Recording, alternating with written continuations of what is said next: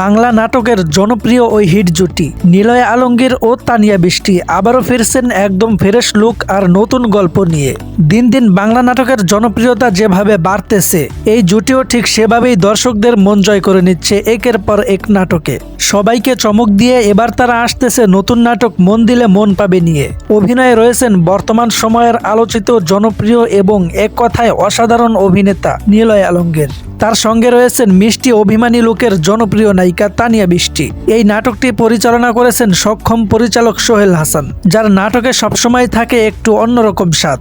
নাটকটি খুব শীঘ্রই আসছে কোনো এক জনপ্রিয় ইউটিউব চ্যানেলে। তো বস, চোখ কান খোলা রাখুন, আর বিশেষ করে আমাদের এই চ্যানেলে চোখ রাখতে ভুলবেন না, কারণ রিলিজের আপডেট লিঙ্ক সবার আগে পাবেন এখানেই। নাটকের গল্পটা নাকি হবে একটু প্রেম, একটু অভিমান, একটু মিষ্টি ঝগড়া আর বেশ ভালোবাসায় ভরা।